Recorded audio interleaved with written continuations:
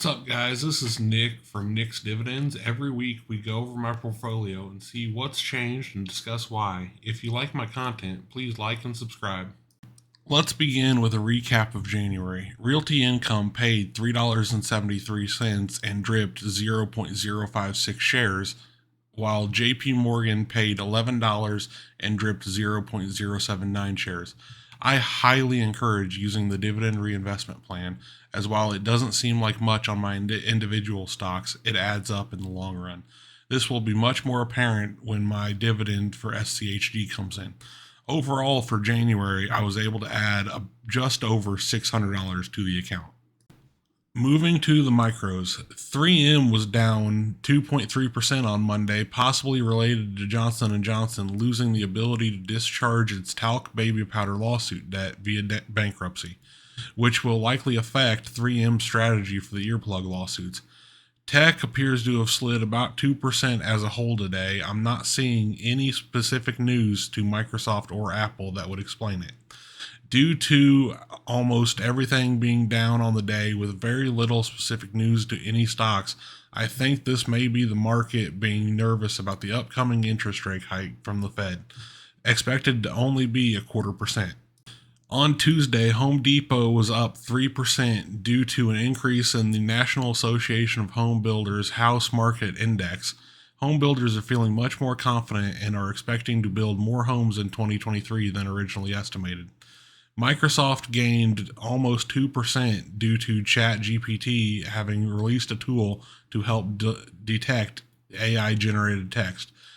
3M is up 1.9%, which appears to just be a rebound from Monday's Johnson & Johnson news. AbbVie rose about 1.4%, but the only news I see about AbbVie is negative and about Humira competitors being released.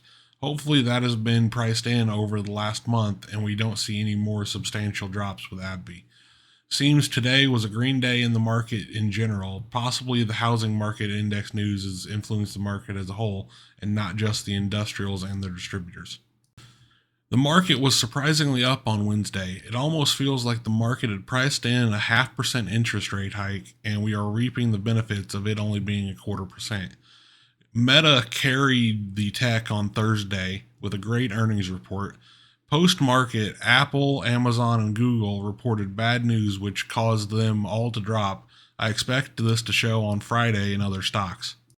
Apple and JP Morgan had great days. It surprised me as Apple had a bit of a rough time after their earnings report was released right after market close. It was rising about 2.5%, but then dropping right back to closing price on Thursday night.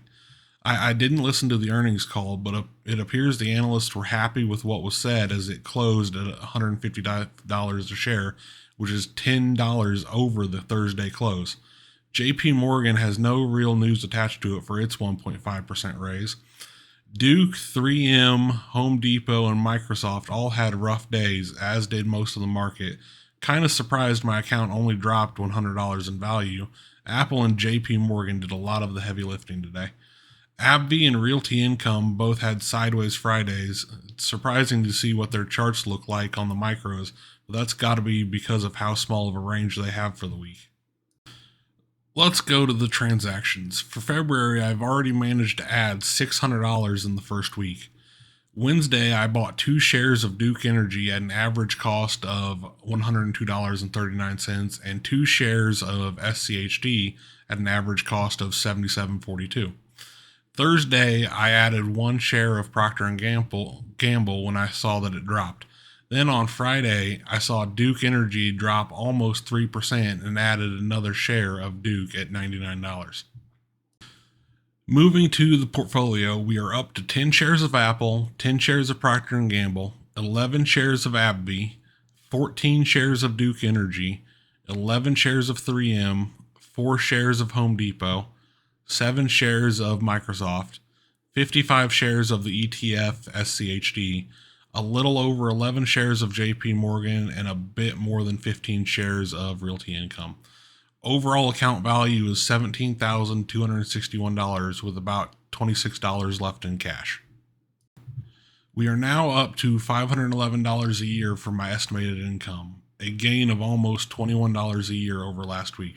Remember, the goal for the year is $1,000 a year by the end of the year.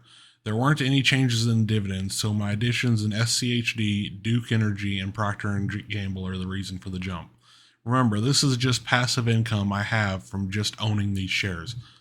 Over the next month, I expect about 1,000 to be added from my tax return towards the end of the month and about 100 to 200 from my next paycheck. Bonus for next year I expect to be about the same as the previous year, which was about 5,300, but that may not arrive until early March.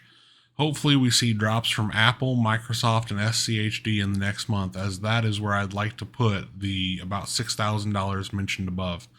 Preferably doubling my positions in both Apple and Microsoft and then moving the rest of the money into SCHD, assuming those drops happen. If the drops in Microsoft and Apple don't happen, I will likely just throw it all in SCHD. Thanks for watching. Please like and subscribe. I hope to have you join me again next week.